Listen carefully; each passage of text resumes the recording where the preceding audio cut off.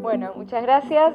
Voy a hablar de un tema que justamente el aspecto es bien clínico. Sé que no es población relacionada con la salud desde el punto de vista clínico. Si hay algo que por ahí resulta redundante o quieren que desarrolle con más profundidad, ustedes me avisan, ¿sí? El objetivo es un poco hablar de lo que es el gluten y cómo afecta al organismo desde el punto de vista de, por supuesto, las personas celíacas. Bien, pero para empezar a hablar del gluten tengo que hablar de a quiénes afecta, y la definición más actual de lo que es la enfermedad celíaca es justamente una condición crónica, inmunomediada, sistémica, precipitada por la ingestión de proteínas tóxicas de trigo, avena, cebada y centeno, que comúnmente se llama gluten, y afecta al intestino delgado en individuos genéticamente predispuestos. El objetivo de esta definición es justamente destacar qué es lo importante, que la persona celíaca es celíaca y lo va a ser siempre, o sea, es una condición crónica, es importante que lo rescatemos, que está el sistema inmunológico involucrado en esta condición, que la condición es sistémica. ¿Qué quiere decir? Que si bien la afectación que me lleva al diagnóstico es a nivel del intestino, muchos otros órganos y sistemas pueden estar afectados. ¿Y por qué van a estar afectados?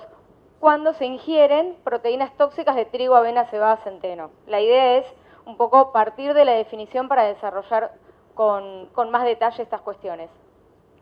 Bien, ¿cuál es la terapéutica de la enfermedad celíaca? ¿Cómo se trata la enfermedad celíaca?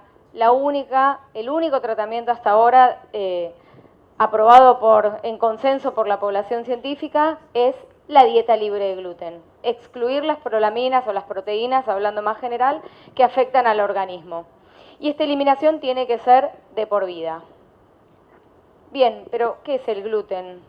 El gluten tiene una definición técnica, que el gluten es un complejo coloidal de características viscosoelásticas que se desarrolla con la hidratación y amasado especialmente de la harina de trigo, también cebada y centeno con agua. Yo no me olvido nunca cuando en la facultad me enseñaron lo que era el gluten, me dijeron agarra harina, mezclala con agua, amasala y después pasala por el agua y vas a ver. Y se forma perfectamente una red elástica de proteínas, de componente proteico. Esto es el gluten. ¿Y qué uso tiene en la panificación? Es clave. El gluten es clave para lograr la extensibilidad, elasticidad, la impermeabilidad al gas en los panificados. Por eso muchas veces las familias dicen, pero el pan no me sale tan bien como el común. Bueno, pues justamente el pan sin gluten lo que le falta es este componente que le da estas características. Por supuesto que lo podemos buscar reemplazos y lograr productos de muy buena calidad. ¿Qué pasa con el gluten? El gluten en realidad habla de un componente proteico y dentro de ese componente proteico hay varios tipos de proteínas. Las destacables son las prolaminas, que son las que generan la respuesta inmunológica alterada en las personas celíacas. Y lo que podemos destacar de este cuadro, yo la verdad que el objetivo era traerles para que vean un porcentaje de las prolaminas de los diferentes cereales y que en realidad, si vamos a lo numérico, la avena tiene un contenido de prolaminas mucho menor que el resto de los cereales. A su vez, hay muchos estudios a nivel europeo que dan cuenta de la tolerancia por las personas celíacas al consumo de avena. Pero ¿qué pasa en nuestro país? En nuestro país seguimos considerando a la avena como un cereal no apto para las personas celíacas porque justamente no contamos con avena pura. En todo lo que es el proceso de molienda, guardado en silo, almacenamiento, es alto el riesgo de contaminación con otros cereales. Entonces, seguimos considerando a la avena dentro de los cereales a excluir. Si alguien me quiere hacer alguna consulta, me avisan. Bien, ¿y qué pasa cuando la persona que tiene el diagnóstico de celiaquía ingiere gluten? El gluten, obviamente, por la digestión, ¿sí? Uno consume, por ejemplo, un pedazo de pan, pasa por todo el proceso digestivo y su componente proteico se transforma en una secuencia de aminoácidos, se degrada en una secuencia de aminoácidos que al llegar a nivel del intestino delgado interactúa con las células presentadoras de antígenos, que no son células del sistema inmunológico, y lo que hacen es provocar una respuesta inmunológica alterada, que es lo que produce la lesión característica de las vellosidades intestinales, que es lo que lleva al diagnóstico de la enfermedad celíaca. Cuando se hace el diagnóstico de la enfermedad celíaca, ustedes saben que requieren datos de un anticuerpo o varios anticuerpos característicos, que esto me habla de un sistema inmunológico alterado, y una lesión a nivel intestinal también característica de la enfermedad celíaca, donde hay atrofia de las vellosidades intestinales, especialmente en el intestino delgado superior. Entonces, ¿qué pasa cuando la persona ingiere gluten? A nivel del intestino pasa esto, ¿sí? Esta secuencia de aminoácidos genera una respuesta inmunológica alterada que a nivel local genera una lesión característica, pero puede traer alteraciones en diferentes órganos y sistemas. Y justamente los síntomas que al médico gastroenterólogo lo hacen sospechar que una persona puede ser celíaca son muy variables. Son muy variables y pueden afectar justamente a diferentes órganos y sistemas. La forma de presentación clásica tiene que ver con afectación a nivel intestinal, diarrea específicamente, diarrea prolongada, diarrea que puede ser intercurrente, dolor gástrico, reflujo, vómitos, pérdida del apetito, deterioro a nivel nutricional, especialmente deterioro en el peso, pero también puede tener otros síntomas no relacionados a nivel del intestino puntualmente, que son, por ejemplo, alteraciones a nivel hepático, ¿sí? Y también hay muchos otros órganos. De los que se destacan como síntomas, tenemos órganos afectación en diferentes órganos y sistemas que si uno los ve en forma aislada, la verdad que todos podemos tener algo de esto, ¿no? Anemia, aftas orales, baja estatura, trastornos en el esmalte dental, caída del cabello. En la mujer puede haber alteraciones a nivel menstrual, incluso abortos a repetición, osteoporosis, cefalea, depresión, son síntomas muy inespecíficos, ¿sí? Y como verán, se dan en diferentes órganos y sistemas. Estos son signos que uno los piensa cuando piensa en sospechar el diagnóstico de enfermedad celíaca, pero son todas alteraciones que se dan incluso cuando una persona ya diagnosticada ingiere gluten, porque son consecuencia del sistema inmunológico alterado, ¿sí? Bien, ¿vamos bien hasta acá? Bien. Entonces uno piensa, ok, el gluten es tóxico para las personas celíacas, no los tiene que consumir porque justamente, como yo le digo a las familias, su organismo no lo reconoce como alimento. Lo reconoce como una sustancia tóxica y el sistema inmunológico lo ataca, ¿sí? Bien, pero ¿nada de gluten o algo de gluten podría comer la persona celíaca? ¿Cuánto gluten es tóxico? Es una pregunta que a nivel de los organismos internacionales que se dedican a estudiar la condición celíaca todavía nos sigue dando vuelta, ¿sí? ¿Puede consumir cuánto? ¿Nada? ¿Cero? No tengo la respuesta. Y es muy difícil identificar un valor de corte porque justamente la exclusión total del gluten de la dieta es sumamente difícil. Y también tenemos que tener en cuenta que es muy variable la tolerancia a nivel individual al gluten. Pero sí podemos hablar de revisiones sistemáticas, o sea, estudios que llegaron a una conclusión considerando que una ingesta de menos de 50 miligramos de gluten es poco probable que genere alteraciones a nivel histológico. Es decir, es poco probable que pueda generar una lesión a nivel intestinal. Entonces uno diría, ok, la persona celíaca podría comer 50 miligramos de gluten sin tener lesiones a nivel del intestino. No tenemos a ciencia cierta una respuesta, pero estos estudios darían cuenta de esto. La siguiente pregunta que nos surge es, ok, ¿qué son 50 miligramos de gluten? ¿Qué representa 50 miligramos de gluten? Bien, la licenciada Andrea González, una representante de la nutrición en la enfermedad celíaca, hace varios años este cuadro no es nuevo, pero la verdad que yo lo traigo porque es súper representativo, hizo el análisis de cuánto es 10 miligramos de gluten. 10 miligramos de gluten, estamos hablando de todos alimentos tradicionales, ¿no? Alimentos hechos con harina de trigo. Un plato de fideos, ¿cuánto tiene de gluten? 7.000 miligramos.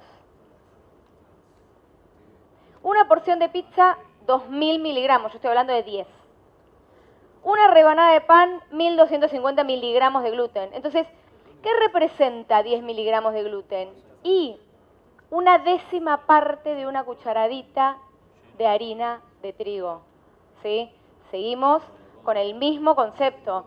El gluten tiene que estar excluido de la dieta de la persona celíaca porque la tolerancia que pudiera llegar a ver es a ínfimas cantidades.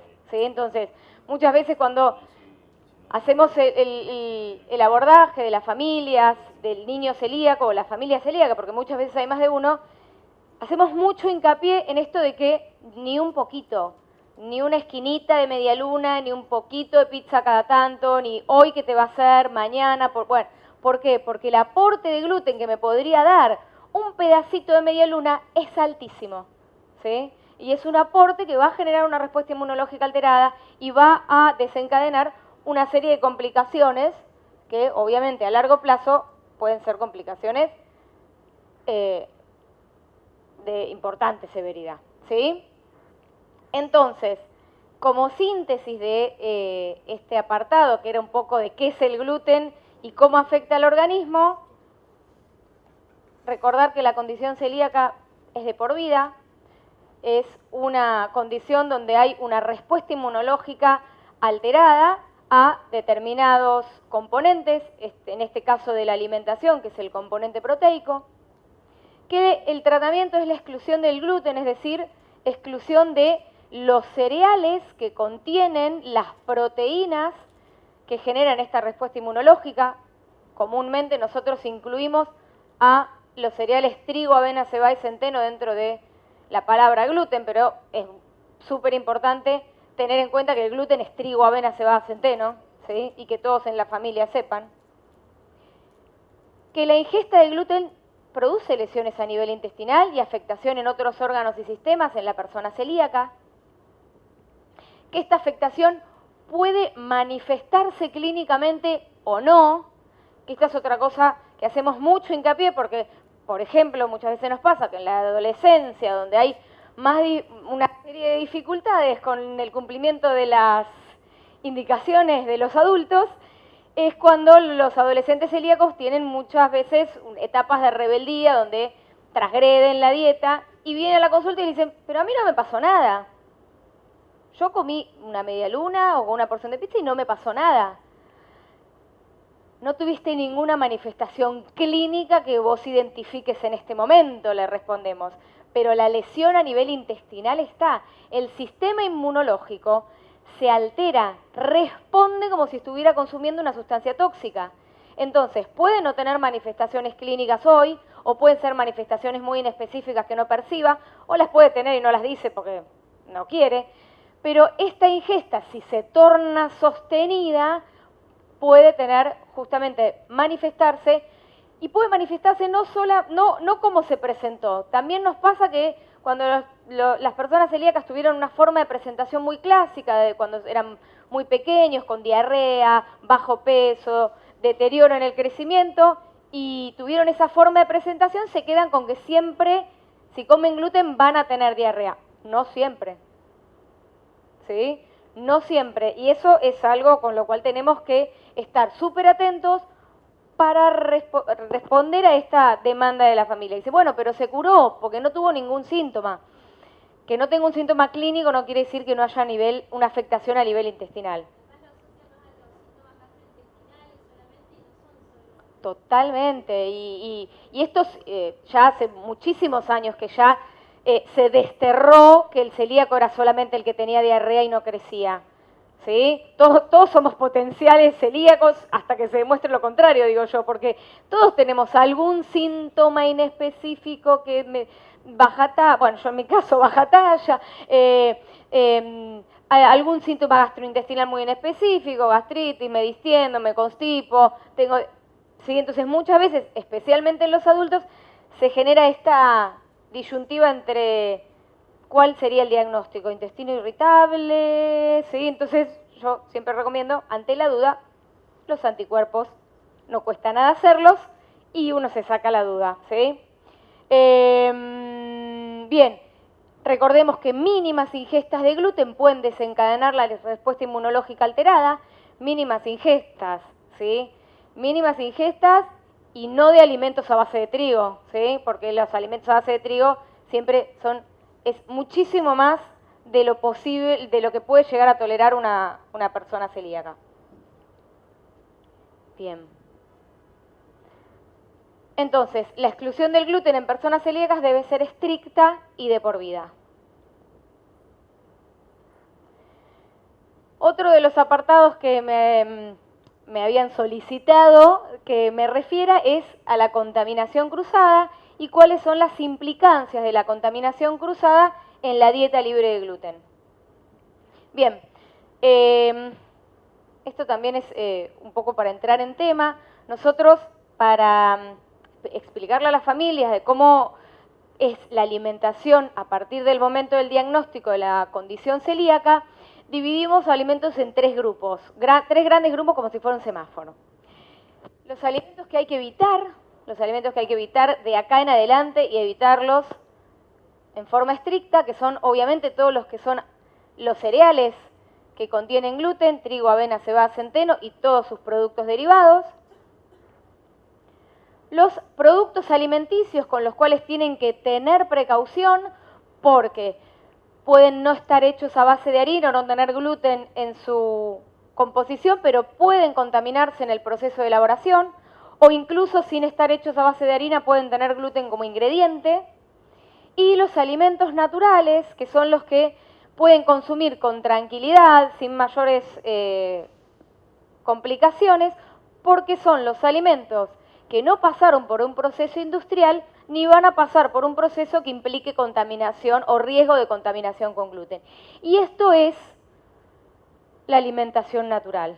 Verduras, frutas, todas, ¿sí? Y es con lo que más tenemos que trabajar porque es uno de los grupos alimenticios donde hay menor consumo, en la población en general, y las personas celíacas no se escapan de esto. Las carnes frescas, los huevos, ¿sí? Y existen algunas excepciones, pero básicamente verduras, frutas, carnes, son los alimentos naturales con los cuales las familias pueden manejarse con mayor tranquilidad. Nosotros le decimos pueden ir a cualquier verdulería, no tienen que ir a una verdulería en particular. Bien, volviendo un poquito para atrás, hablamos que había un grupo de alimentos que son los que la persona celíaca tenía que tener precaución, que son los productos alimenticios, y acá es donde ustedes saben mucho más. ¿Y por qué tengo que tener cuidado con los productos alimenticios cuando no están hechos a base de trigo, avena, cebada, centeno? Por dos motivos. El gluten tiene una utilidad en la industria alimentaria muy importante como aditivo, ¿sí? Este es un cuadro que me pareció súper práctico, que obviamente la fuente de la ANMAT, todo lo que vamos a hablar de buenas prácticas de manufactura es de la ANMAT. Habla de todos los productos que pueden llegar a tener gluten como aditivo y cuál es la función que cumpliría en el alimento. Entonces, nos sirve mucho explicarle a la familia que la pasta dental puede llegar a tener gluten. Y uno diría, ¿por qué? ¿Qué tiene que hacer el gluten en la pasta dental? Es un espesante. Tiene características espesantes. Ese componente proteico de determinados cereales se extrae de la harina y se utiliza como aditivo, ¿sí? En el dulce de leche, ustedes me dirán, ay, bueno, también las hojas de té, de yerba mate, los condimentos, que es donde también tenemos que hacer mucho hincapié porque no es algo intuitivo. Las familias, cuando uno le hace el diagnóstico de la enfermedad celíaca al niño o a la familia, muchas veces se quedan con la idea, ok, no como más harinas.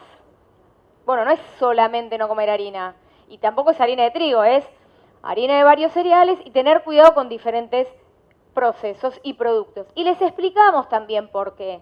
Porque también uno puede decir, bueno, pero ¿qué problema hay si el orégano, cómo puede llegar a tener gluten o harina? Se usa harina para acelerar el proceso de secado en muchas oportunidades, porque absorbe agua. Entonces, sin estar hecho con harina, puede tener riesgo de contaminación, ¿sí? Bueno, y acá tienen un montón de otros ejemplos. Bien, y también puede incorporarse gluten en el alimento, no necesariamente o solamente como aditivo, sino por contaminación. Y esto es un poco donde ustedes, quienes son empresas elaboradores de productos libres de gluten, lo tienen muy claro, ¿sí? Que son los cuidados que yo tengo que tener para evitar la contaminación con gluten en todo el proceso productivo, desde la molienda, el almacenamiento, el procesado y la elaboración del producto. Acá lo que puse son como dos ejemplos de alimentos que sin ser elaborados con gluten ponen en la lista de ingredientes una aclaración de que puede contener trazas de, entre otras cosas, gluten.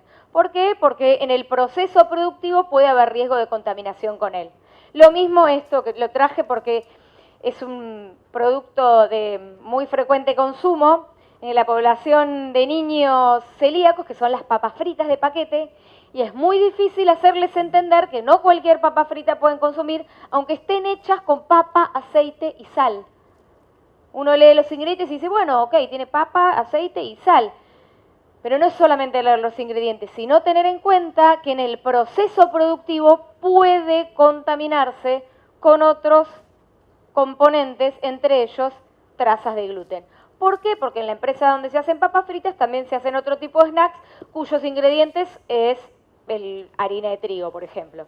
¿Sí? Bien.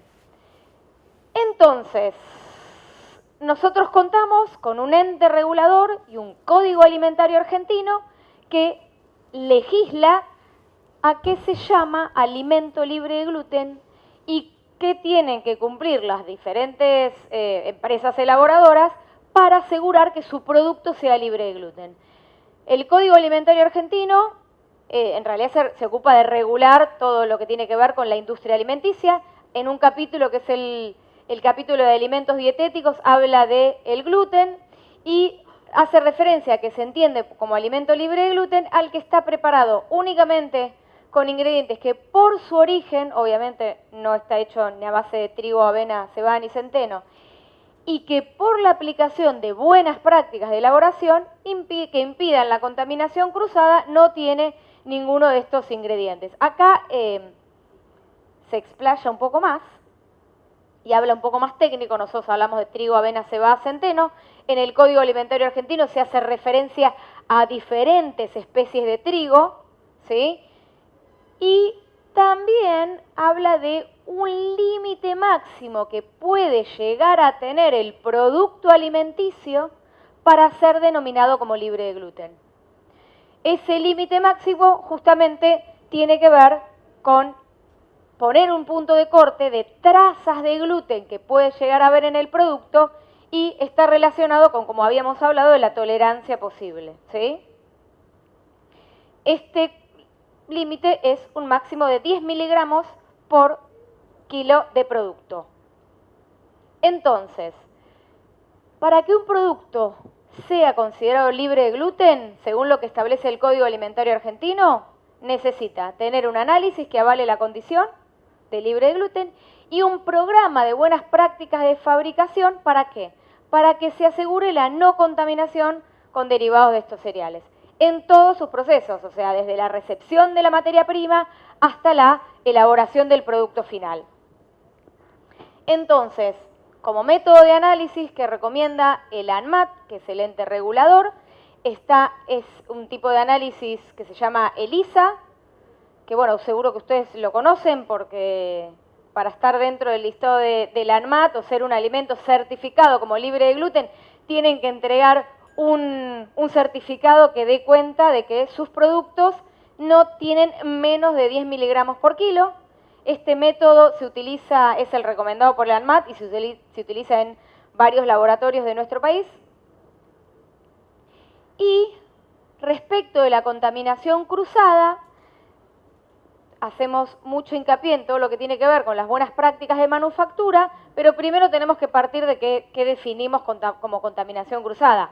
La contaminación cruzada en todo lo que tiene que ver con la seguridad alimentaria, justamente habla de evitar el riesgo de que un producto se mezcle con otro componente. En el caso de los productos libres de gluten, lo que tenemos que evitar es que productos considerados o que tienen una entidad de libre de gluten pierdan esa característica porque justamente por algún proceso inadecuado de manipulación entró en contacto con gluten. Ahí estamos hablando de evitar la contaminación cruzada. Ya no estamos hablando de alimentos que pueden tener gluten como ingrediente o estén hechos a base de harina. Estamos hablando de productos en los cuales tengo que evitar que en el proceso productivo se produzca la contaminación cruzada. Y esto puede pasar en cualquier etapa de la fabricación. Desde la formulación incorrecta, una secuencia de producción inadecuada, procesos de limpieza, saneamientos, error humano, ¿sí? Entonces es clave tener esto muy presente. Entonces, esto es a título de ejemplo, como para que tengamos en cuenta que la contaminación con gluten puede partir, y la avena es el, ya termino, la avena es el mejor ejemplo de que un alimento puede contaminarse desde su molienda, desde la producción incluso, partiendo desde la producción vegetal, la molienda y el almacenamiento, y deja de perder una condición posible. Entonces, en estas diapositivas, no las voy a leer todas porque la verdad que se les tornaría muy aburrido, lo que desarrollo brevemente son qué cuidados se recomienda el ANMAT en su documento de buenas prácticas de manufactura para prevenir posibles contaminaciones con gluten en todo el proceso productivo. ¿Desde dónde? Desde la producción vegetal, teniendo en cuenta que sean semillas certificadas y muchísimo hincapié en todo lo que tiene que ver con la limpieza y la higiene de los equipos que están en contacto con todo el proceso productivo. No solamente desde la producción, desde la cosecha y el almacenamiento. Es súper importante esto de las condiciones de higiene. Y en el almacenamiento, ¿dónde está el riesgo? Que muchas veces los silos y los lugares de almacenamiento comparten, ¿sí? No solamente se almacena arroz o harina de arroz, sino también harina y molienda de cereales con gluten. Entonces, es sumamente importante tener en cuenta que en el proceso, en la etapa de almacenamiento, puede haber contaminación con cereales con gluten. Incluso teniendo en cuenta en la industria molinera, la maquinaria, los utensilios, que la harina es hipervolátil, aunque no la veamos, está en el ambiente, entonces hay que tener mucho cuidado donde se realiza la molienda de los diferentes cereales y tener la certeza de que la materia prima que yo voy a usar fue un tipo de cereal, obviamente libre de gluten, que todo su proceso de molienda y de almacenamiento me certifique que no hubo riesgo de contaminación ahí. También es súper importante todo lo que tiene que ver con la sistematización del registro de la información y, bueno, las auditorías y los controles me permiten, obviamente, identificar algún desvío de lo que está estandarizado. Ya entrando a lo que tiene que ver con el establecimiento elaborador, hay varios puntos críticos de cuidado, justamente para evitar riesgos de contaminación. Desde la recepción de la materia prima, todo lo que tiene que ver con el control de procesos, las características de las instalaciones, el envasado y el etiquetado, la higiene de todo lo que tiene que ver con la instalación y el personal, y clave, yo retomo lo importante que destacó el disertante anterior, de la capacitación, no solamente del consumidor, del vendedor y de la persona elaboradora, tiene que estar capacitada, que está trabajando en una empresa elaboradora de productos libres de gluten. Entonces la capacitación es clave, todos los integrantes de la empresa tienen que estar capacitados. Bien, y desde la materia prima, esto en realidad, vuelvo a lo mismo, no es que lo voy a leer porque tienen un documento que ahora se los muestro, que tienen desarrollado todo esto con mucho más exhaustividad, pero tener en cuenta que la materia prima se tiene que partir de una materia prima libre de gluten certificada, asegurada. Entonces, el contacto con el proveedor y el asegurarse que el proveedor nos dé la seguridad de que el producto, la materia prima con la que voy a trabajar es libre de gluten, es clave, porque si no todo lo demás pierde valor. ¿Sí? Tener cuidado también no solamente también en el transporte, y esto es súper importante, contar con la posibilidad de tener un procedimiento donde me permita identificar todos los procesos por los cuales pasó esa materia prima y que me certifique que hay un registro y un control de que no se contaminó con gluten.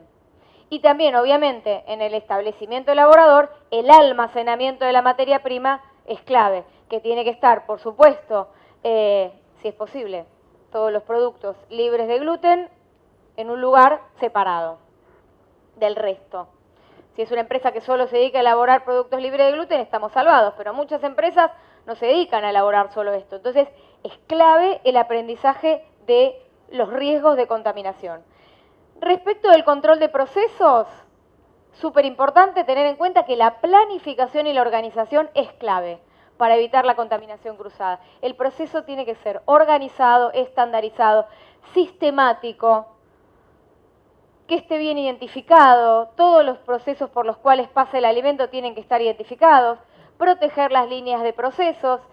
Si en la empresa hay un circuito de alimento libre de gluten y un circuito de alimento con gluten, tienen que estar claramente separadas y con un diagrama que le permita a todos los integrantes saber la línea que tienen que seguir. Bien. Respecto de las instalaciones, por supuesto, es clave el diseño del establecimiento, es clave para evitar la contaminación cruzada, para hacer una línea de producción que sea fluida y que me permita minimizar riesgos. Por supuesto, cuando habla de instalaciones hace mucho hincapié en todo lo que tiene que ver la facilidad de limpieza y la higiene de no solamente de las instalaciones y de los equipamientos, habla de la higiene de las paredes y los pisos, de las mesadas, del equipamiento, de todo lo que tenga contacto con el gluten, platos, moldes, asaderas, tablas de cortar. Y si en la instalación hubiera mezcla hubiera producción de alimentos con gluten y libres de gluten, todo esto tiene que ser equipamiento exclusivo. Monitoreo del mantenimiento y también la ventilación por lo que hablábamos del control de polvos y volatilidad. Respecto del envasado y el etiquetado, por supuesto que tiene que estar un producto libre de gluten adecuadamente etiquetado y cuidar que el envase o el material en el cual se envasen sea seguro. Respecto del rotulado, vuelvo al Código Alimentario Argentino, donde el Código Alimentario Argentino hace una definición de cómo tiene que estar rotulado el alimento para ser definido como libre de gluten, las características que tiene que tener de rotulado, el símbolo característico y la leyenda, y la utilización facultativa, es decir, opcional de los otros símbolos que no son lo que se considera el símbolo oficial avalado por la ley celíaca. Yo esto lo paso rápido porque entiendo que ustedes lo manejan, cualquier cosa me avisan. Respecto de la higiene, volvemos a lo mismo. No solamente la higiene de las instalaciones, la higiene del personal, la higiene y la verificación del registro de que no solamente se higienizan las instalaciones, sino que hay un registro de eso. Y contar con un procedimiento operativo y la capacitación del personal. El personal tiene que ser consciente que el alimento libre de gluten puede contaminarse a través de las manos, la ropa, la piel y superficies. Tiene que estar dirigida a todos los empleados del establecimiento y es importante también documentar la capacitación. No solamente capacitar, sino evaluar los conocimientos. Porque muchas veces cuando una persona hace una actividad diariamente es cuando dice, bueno, pero si yo ya me sale, y me sale bien. Entonces, cada tanto tenemos que reflotar la importancia y la motivación de... Ay, gracias, se me secó la garganta. De lo que es la capacitación respecto de la importancia de evitar la contaminación. Esta es la guía donde la que yo les mencionaba. ¿La conocen? Bueno, ¿la manejan todos? Si alguien no la llega a conocer, en la página del ANMAT es un documento de descarga gratuita, disponible, largo, pero súper práctico y ameno para leer. Y la verdad que da un montón de herramientas y estrategias para prevenir la contaminación con gluten. Re importante. Y dos palabras, no solamente los cuidados es necesario que estén en la industria alimentaria, sino en el hogar. Entonces, nosotros a las familias, cuando les explicamos lo que implica la dieta libre de gluten, también lo que hacemos es reforzarles lo importante que son los cuidados desde la compra, el almacenamiento y la manipulación de alimentos en el hogar. Partiendo de comprar productos seguros, ¿sí?, que no solamente tengan el logo oficial, sino que estén en los listados oficiales del ANMAT, con envases cerrados, evitar lo que es la compra de productos sueltos, y un riesgo muy grande que pasa, haciendo una conexión con el tema de las dietéticas, es en las dietéticas. La persona que vende también tiene que estar capacitada en la venta de productos libres de gluten, y tiene que estar capacitada que hay no solamente el producto libre de gluten, lo es como tal, sino que la forma de venta también me asegura valga la redundancia, la seguridad del producto. Entonces, no puede comprar productos sueltos en la dietética. La persona necesita comprar todos los productos libres de gluten cerrados. Porque en la dietética, porque es donde, yo digo la dietética, pues es donde más se venden los productos a granel. En la dietética es muy alto el riesgo de que con una misma cuchara que se sirve un tipo de producto, se sirva otro. Entonces, la harina de arroz pierde su condición de libre de gluten si le puse una cuchara y la serví con una cuchara donde servía harina integral a la señora que vino antes. Y ahora tener en cuenta que hay varios establecimientos donde en góndolas específicas ubican a todos los productos libres de gluten con un objetivo de facilitar la identificación por parte de la familia. Obviamente en el hogar, en el almacenamiento, importante el almacenamiento en lugares exclusivos, separados, para asegurarnos que no hay contaminación con otros productos, incluso, por ejemplo, la harina del resto de la familia. Que todo esté adecuadamente envasado. Generalmente una recomendación muy práctica que nosotros les damos es que lo guarden en tupper y que todos tengan el mismo color, o que todas las tapas sean del mismo color, así todos en la familia saben que eso es del niño celíaco, no solamente el niño celíaco, sino todos saben que eso es de él. Y en la heladera también tener los cuidados de guardar los productos adecuadamente envasados y diferenciados. Y también en la elaboración, ¿sí?